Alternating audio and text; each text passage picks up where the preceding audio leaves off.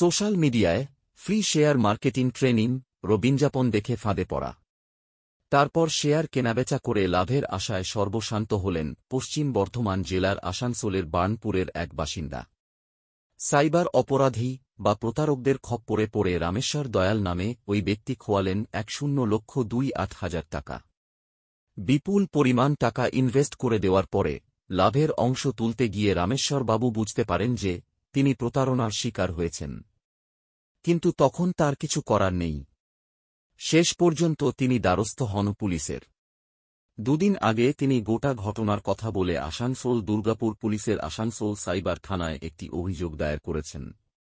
সেই অভিযোগের ভিত্তিতে সাইবার থানার পুলিশ ভারতীয় ন্যায় সংহিতা বা বিএনএসের ৬-১-২-৩১-৬-২-৩১৮-৪ ও ৩19-২ নং ধারায় একটি কেস নং ১০২২৪ মামলা করে তদন্ত শুরু করেছে।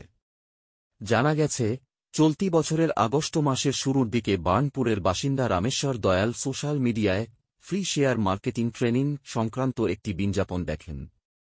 তাতে দেখানো অপশনে তিনি ক্লিক করেন। এরপর তিনি শেয়ার ট্রেডিং বা কেনাবেচা সংক্রান্ত একটি হোয়াটসঅ্যাপ গ্রুপে ঢুকে পড়েন। গ্রুপে তিনি দেখেন অনেকেই শেয়ার কেনাবেচায় টাকা ইনভেস্ট করছে, আর অল্প সময়ের মধ্যে মুনাফা বা লাভও করছে। এরপর তিনি ডিম্যাট অ্যাকাউন্ট, বিশেষ ধরনের ব্যাংক অ্যাকাউন্ট যা দিয়ে শেয়ার কেনাবেচা করা হয়, এর পাশাপাশি তিনি প্লেস্টোর থেকে বিবিএল নামে একটি অ্যাপ নিজের মোবাইলে ডাউনলোড করেন। এবার শেয়ার কেনাবেচা করে লাভের আশায় গত ২ আগস্ট প্রথমবার ১,০০,০০০ টাকা বিনিয়োগ করেন। কয়েকদিনের মধ্যে রামেশ্বরবাবু দেখেন ওই টাকায় তার বেশ লাভ হয়েছে। তিনি গত ১ অক্টোবরের মধ্যে মোট ১ দফায় সব মিলিয়ে ১,০,২,৮,০০০ টাকা শেয়ার কেনাবেচায় বিনিয়োগ করেন। এরপর সবকিছুই ঠিক ছিল। বিপত্তি ঘটে যখন তিনি টাকার কিছু অংশ তুলতে যান। তাকে বলা হয় আরও কিছু টাকা তাকে ইনভেস্ট করতে হবে, তবেই তিনি টাকা তুলতে পারবেন। কিন্তু তিনি সেই টাকা না দিয়ে ইনভেস্ট করা টাকার অংশ তোলার চেষ্টা করেন, কিন্তু তাকে গ্রুপ থেকে সরিয়ে দেওয়া হয় বা ডিঅ্যাক্টিভ করে দেওয়া হয়। এরপরই রামেশ্বরবাবু বুঝতে পারেন যে তিনি সাইবার অপরাধের শিকার হয়ে প্রতারিত হয়েছেন। সঙ্গে সঙ্গে তিনি গত শুক্রবার আসানসোল সাইবার থানায় অভিযোগ দায়ের করেন।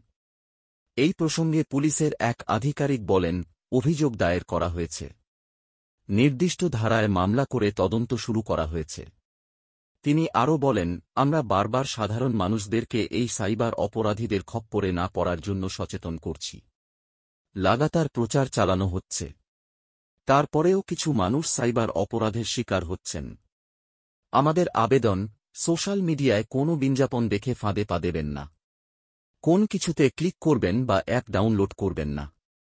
প্রসঙ্গত, সাম্প্রতিক সময়ে আসানসোল দুর্গাপুরে একাধিক মানুষ সাইবার অপরাধের শিকার হয়ে কোটি টাকারও বেশি খুইয়েছেন।